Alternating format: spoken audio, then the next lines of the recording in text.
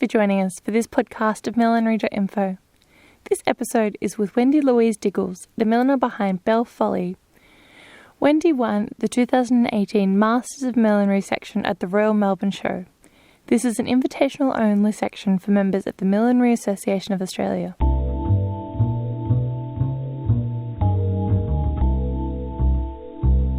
Thank you for talking hats today with me, Wendy. It's lovely to have you with us for the millinery.info podcast. Just wondering if you could tell us a little bit about first how you got into millinery. Sure. I started off, I've always liked hats, but for many years I was making jewellery and headpieces and bridal headpieces and things like that in Sydney. I had a couple of quite good friends that were milliners. So I guess I was always the girl that did the jewellery and they were the ones that did the millinery, and I didn't really think of ever doing it myself at the time. I guess probably started off through making bridal headpieces. So quite a few years ago, I got asked to do bridal headpieces for Mariana Hardwick and a few other bridal stores. And I quite enjoyed that. I liked working with bigger pieces. Jewellery is a little bit limiting. And with headpieces and things like that, had a bit more scope, bit more sculptural. Then about 12 years ago anyway, I came to Brisbane, or came back to Brisbane. I grew up in Brisbane. Came back to Brisbane to live, and I was just doing wholesale jewellery because I didn't have my studio and my workshop anymore. And I was really missing that kind of creative link. I used to make and design a lot of big jewellery pieces and crowns and tiaras and things. So I heard about the millinery course at TAFE at Mount Gravatt. I called them up and I said, well, you know, how do I do this? How do I get into this course? And basically they said, well, you just pay and you turn up. And I thought, oh, okay, that's one day a week. I can fit that in. And I just started at TAFE about 6 years ago. So it was really lovely. I loved it. I'd learnt jewellery, I'd taught myself. And being in Sydney in the fashion industry, it's quite competitive and cutthroat. I don't really know any other jewellers in Sydney. I tend to work with couturiers a lot, so I know a lot of dress designers and couturiers, but I didn't really have the contact with other people doing the same thing that I was doing. When I started doing millinery and I met all these other people who had this passion for millinery, all of a sudden it was a different world. You know, people were friendlier and more sharing, and you know, you'd all be looking for sources for things and sharing sources and sharing ideas and helping each other make things. And I just really liked everything about it. I liked the people I met, I liked the teachers I had, and I really enjoyed learning to do something different and learning to do it properly instead of teaching myself. A lot of trial and error. And who were you learning from? And who were you learning from when you were at TAFE? So I had basically I ended up doing Cert 4. I had Robin Smallhorn and I had Janelle Rayner were my teachers. I ended up doing kind of the second year of Cert 3 and Cert 4 at the same time. Because there were some doubts as to whether they were going to continue with Cert 4, and I really wanted to do it. So they, because I had a history in the fashion industry and I guess I had a bit of life experience, they allowed me to do the two together. So that was really good. I got to fast track that a little. And I was very fortunate that the two Hats Off events were held in Brisbane also around that time, so I got to go to both of those and do a lot of lessons there. And really very early on in my millinery, I got to do some classes with some really interesting people and lots of different things, so I feel very lucky there. Yes. And from once you finished TAFE, what was the progression to you starting your own brand or label? Well, I guess through people I met at TAFE. I met another girl at TAFE that quite a bit younger than me, a very amazing couturier and fashion designer, Rebecca Cobbing, and we just got on very well. And we decided to get a studio together. She was doing couture, I was doing jewellery and headpieces for bridal, and then we were both doing the hats together. She had her couture label, Rebecca Cobbin Couture. I had my jewellery label, which was Wendy Louise Designs. So we decided to create a new label for the two of us that was going to be hats and millinery and all handmade one-off pieces. And that's Belle Folie, which was a bit of an in-joke because I had a book called French pour le snob. And we thought, okay, if we're going to have a name, we're going to have a French name. Yes. And Belle Folie means beautiful madness, which we thought was pretty much our way of looking at everything. Our studio was always a bit of chaos, and we like to surround ourselves with things that we really enjoyed, that we really loved. So it seemed to be a good fit. Then Rebecca, who's very talented in lots of fields, after about, I think it's about a year or so, Rebecca decided to open a restaurant, and she's since become a chef, and she's been very successful in that career. So I just continued on with Belle Folie on my own. Fantastic. And one of the reasons I was looking to speak with you, because you made a very beautiful and interesting piece for the Master Millinery section at the Melbourne show, which you won. And I was just wondering if you could describe that piece to us and maybe where you got the concept from. Sure. I mean, that was, I was fairly new to millinery, so I haven't really been in a lot of competitions or anything. I did go into I really kind of have to feel the brief to go into something. And I went into the Millinery Association Design Awards a couple of years ago and got top 10. And I think it gave me the confidence that when I was amazed I was invited, but I was so thrilled that I was invited, and I had a little bit more confidence at that stage. I thought, oh, you know, I'll do it. And I thought, oh, you know, it's a royal show, you know, what I didn't really know what to expect. I've never been to the Melbourne show. But I grew up in Brisbane going to the Ekka, the show here. And of course, living in Sydney for a long time, I went to the Easter show. And my kind of childhood memories of the show were always that sort of agricultural, you know, the sort of the country meets the city and the big hall full of vegetables and fruits. And one of my very favourite things was the honey area with the bees. And you could see the honey, you know, had a big piece of like a big beehive with a glass front, and you could see all the bees in it. And I think as a kid that just really impressed me. So when I kind of thought, what am I going to do for this show rather than a fashion thing, I kind of thought of it differently. And I thought, well, I really want to do something to do with that. I just kind of recently bought a beehive block of somebody because I always had a bit of a thing for insects and bees, and I thought, okay, I have to use this block. So I just made a piece that was like a large saucer with a beautiful kind of grass coloured cinnamon on a headband. I had some beautiful, I decided to do some bit of crin and a little bit of fancy with a few nice little yellow flowers and leaves and things like that. And in the middle of it, I perched my beehive, which I made out of a really lovely golden coloured Paracelsus straw, vintage straw. And yeah, I had some little, I found some little enamelled bees, little jewelled enamelled bees, and I wired those so that they kind of hovered around the beehive and hovered over the flowers and things like that. And it was just really my childhood memories of the show and what I thought would be appropriate to be in one of those big glass cabinets at the show. So you make fashion millinery as well. How do you go about selling those, and who are your customers for those pieces?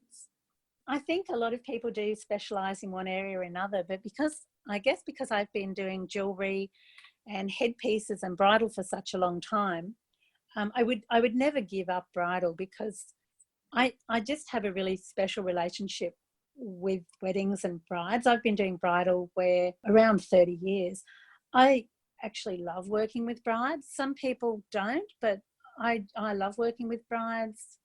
I like doing things for mother of the brides. I'm happy to do things for wedding parties. I like the whole concept and the styling of it, and there's nothing more satisfying than getting it just right. And it's great. You can tell I'm emotional about it. I really love doing stuff for brides. And when I see them happy and they come back and thank me, it really makes my day. It's great.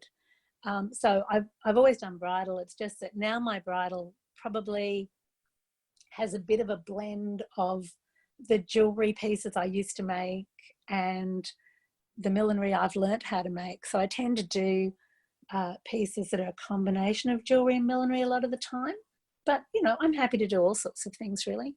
I do have racing clients here, and I do quite a lot of stuff for people that are going to events or going to the races or going to weddings. It's obviously a lot of people that are going to weddings overseas are keen to buy hats, but I'm finding more and more of the old ladies that, you know, mother of the bride, mother of the groom, and just guests happy to wear hats to weddings in Australia as well, which is nice. So I've been doing a little bit more of that work. So my clients are pretty varied.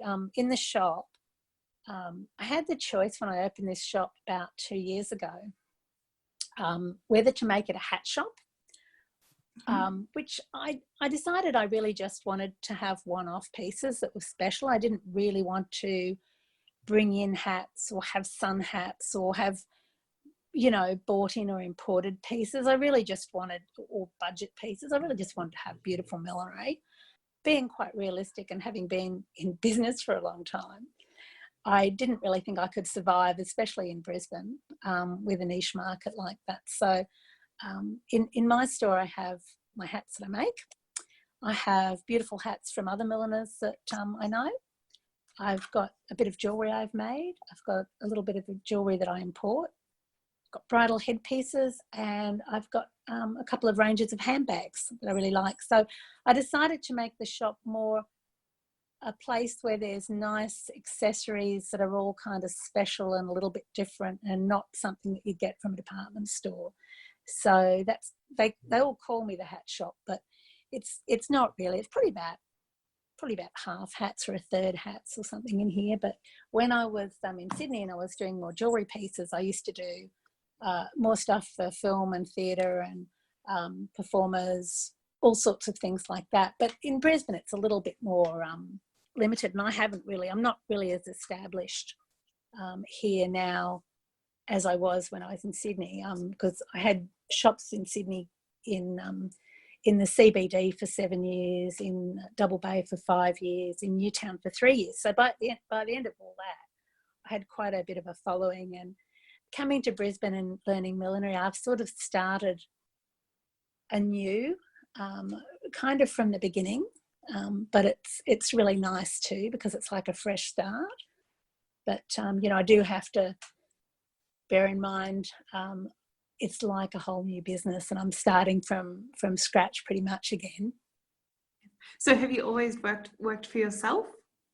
Yeah, I pretty much. I mean, probably when I was about 17, I went to Sydney from Brisbane, and I had like the usual kind of jobs in shops and things like that. And I made jewellery as a hobby, and I did Paddington markets and Balmain markets in Sydney. And I sort of, from that, I just, making things just took over. And when I could eventually support myself with the things I used to make and sell, then I just did that full time until eventually I saved up to go overseas for a while when I was in my 20s. And then when I came back, eventually I just it led to having a shop. Coming to Brisbane about 12 years ago, I just had a bit of a gap for 10 years where I was just doing wholesale, and I've really missed it. I've really enjoyed opening the shop here, because I think it's more me. I don't think I'm a real business entrepreneur. I just like dealing with people one-on-one. I like making things, and I like customers coming in and giving me a brief and showing me fabric, and I really do like doing custom orders. And what has been one of the challenges that you've found of managing and owning your own shop space? It's a financial thing, really. Obviously, something like owning a shop, I've had shops for many years, as I've said, and it's probably the hardest time in history for people having a shop. The way things work now with the internet, it is not easy having a retail shop. It really isn't something I would recommend to others. It's just because it is very tough.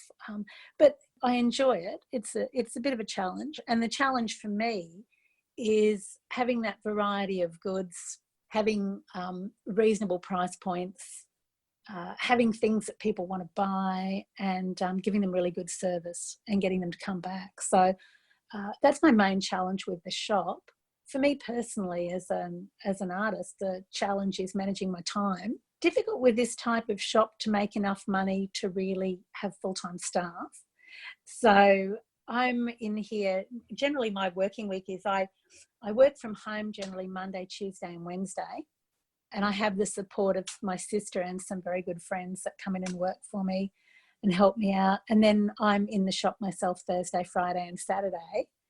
That doesn't leave me a lot of time off.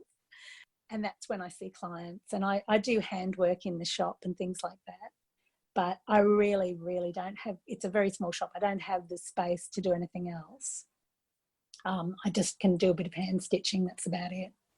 And so, do you have materials that you keep in stock? And how do you run your consultations with your clients? Do you have swatches on hand that they refer to, or is it you'll take their fabric and take it away to your home workspace? Yeah, look, ideally, I would love to have a big enough space here. I'm in a like an old shopping centre. It's called the Brisbane Arcade, and it's very kind of small, and it's very pretty and very small. Ideally, I'd love to have a workshop as well, or I'd love to have one of the bigger shops that has mezzanine. I have to see clients, talk them into bringing some fabric in or something like that. Sometimes they'll come and see me, tell me what they want. They'll make an appointment with me. And I will go home and go through my materials and I'll bring in things to show them. So if I know that they've got a particular colour or a particular sort of thing they're after, I'll bring in a little box of bits and pieces to show them and focus on. It's a little bit, takes a little bit longer doing it that way. It'd be great if I could just reach out the back and grab them. Most of the time it's fine. Most people do give me enough lead up time. And that's always the thing. Some people come in a week before a big race event and want a custom made piece, and it's almost impossible. And I always say it's anything is possible with time and budget. Yes. And when a customer is coming into the shop, do you have a collection that you're presenting to them or a constant flow of designs? How do you manage kind of their expectations or what they want to achieve? So far, I haven't had a collection. I do understand the difference between a collection and just an assortment of hats. At the moment, I've pretty much just got an assortment of hats, and I guess because I like to use vintage materials and I have a really good collection of vintage hat blocks, and I tend to favour slightly 40s, 30s feel pieces as well. I guess I have a general style of my hats, and that's tends to collect clients that look appeals to them as well. So it's not really a collection. They're all random. They're all one-off pieces, and they're largely based on the materials that I find or something that inspires me. Where the sort of more specific things come in, it's when people want a custom order. I would like to actually work more with collections, and it's something I'm thinking as I go forward in my career is I will try and make a small collection each year that has a relationship, the pieces in it have a relationship with each other, and it makes more sense for photography and marketing. But I think I can't quite give up the slightly eclectic nature of the way I work as well. The customers that come to your shop front door, is that through your marketing, or are you working with other local dress designers in shops? And how do they find you? In the past in Sydney, when I was doing a lot of bridal work and I was working with a lot of couturiers, I tended to do a lot of things for them, to go in parades or go for, if they were going into a big fashion competition, I would do the jewellery and accessories for them. And then I had a relationship with those designers and they would send people to me. But in Brisbane, it is a little bit different. A lot of bridal couturiers, particularly these days, want to try and keep it all in-house.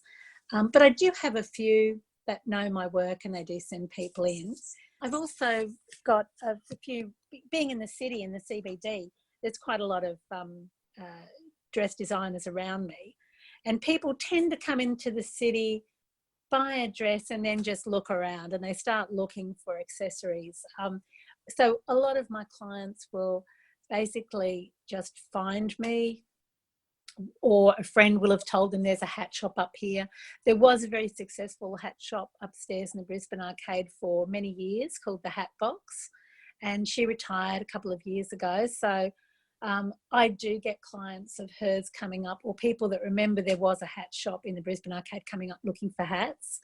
But I'm also getting a lot more people come up that just are walking through the arcade, or they come from interstate, and it's a very beautiful arcade. It's very much like the Strand Arcade in Sydney, or the Block or something like that in Melbourne. So people do tend to come in just to look around and find us. So I guess they're coming from a lot of different ways. I have a little display cabinet downstairs that I pay extra for, that I always do change the displays around in, and people quite often see that on the ground floor, and it sparks their interest and they come upstairs to have a look what we actually have. All sorts of things. I'm getting repeat customers and things coming back as well. It's just building slowly. Yes. And with the bridal being a bridal headpiece for a bride, obviously, that's hopefully a one-off experience for them. So do you have those ladies coming back to you for other pieces, or is your other hats separate from your bridal? Are they a different type of clientele for you? It pretty much is a different type of clientele, although it is funny because I have had people that had my bridal headpieces 25 years ago coming back with their daughter. And I had one recently where her daughter wore her mother's headpiece and they took photos of both of them. That was just really nice, like seeing that. I always used to say to people, these are heirloom quality headpieces, but I don't think anybody really believed me. But now seeing that they're of an age that people are getting them out, and their daughters and their nieces and other members of the family are wearing them again in a different way, is it's really exciting for me. I really enjoy that. I have had, I have occasionally had repeat clients with bridal, but that's kind of the nice thing. Because I've done bridal for 30 years or so, you didn't really get repeat clients, but you did get referrals. So now doing fashion millinery as well, I have got several clients that I've probably got quite a few clients that maybe have 8 or 10 hats that I've made for them. And having those clients that are coming back as repeat business is quite a new thing for me. And do you have any projects coming up in the works? Do I have any projects? I've always got projects. I've just finished doing a historic fair that was, I do medieval reenactment and I do make medieval hats as well. So I've got a big one coming up in about a month's time at the Abbey in Caboolture, which is this big, huge medieval fair. It's their 30th anniversary. So I have to make stock for that. I'll just be getting stuck into making my spring range as early as I can really soon. Just finished doing the hat for the Millinery Association Design Comp. That was a big relief to have that finished, because although I'm on the committee and I voted for the theme, when I actually came to make a hat for the theme, it was quite a challenge. So sometimes the theme really speaks to you and sometimes it doesn't. I was happy with it in the end, but when I did the hat talk competition last year, second runner-up for one of the pieces for the Fusion. And I quite enjoyed that because I just did a hat that I really liked doing, and I also did a big jewellery piece, and that was part of it. And that was, for me, it's very personal sometimes the way you interpret themes, but for me it was quite personal because it really was a fusion of my old skills, which were my jewellery skills. I had made the piece totally by hand, and my millinery skills, which were my new skills that I'm very proud of. So do you enjoy entering the competitions? No. I find them really stressful. Stress with them though. I have to make myself do it. I'm a little bit kind of it's just a confidence thing, really. I always feel like I'm not good enough. Which was when I won the Masters of Millinery and when I got the runner-up for the Hat Talk thing. Nobody in the world was more surprised than me. It was quite funny because the Masters of Millinery piece, I actually sold it to a lovely lady from the photo of it on my phone. I didn't know I'd won at that stage, and I didn't think I'd come anywhere in it because I hadn't heard anything back. And I thought, I guess I didn't do very well. And then I got the notice. I got an email, and it said score, 90 something, and then it said position 1. And I thought, oh, well, does that mean I won? I like to go in for them if I can, but it really is just the time. I'd hate to go in for a competition and not, but it's a bit more stressful. Whereas doing work for doing custom orders and stuff, I don't get stressed about that at all. I really enjoy it because I have a brief, I know what the client wants, and I do it, and the client's really happy with it, and then I know I've done the right thing. Thank you so much for chatting hats with me, Wendy. It's been so lovely. Thank you very much for asking me. I really appreciate it.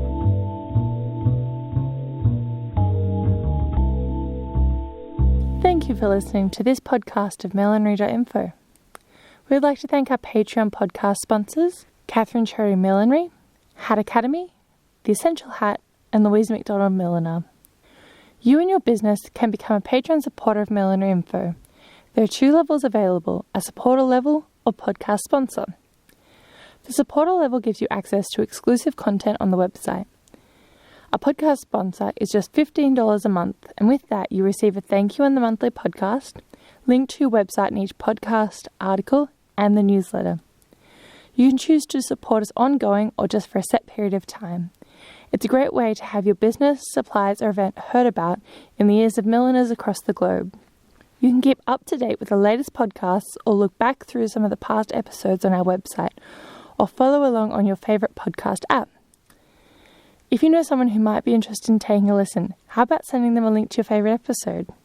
Thank you for joining us today, and we hope you've enjoyed this episode with Wendy. We look forward to bringing you another episode next month.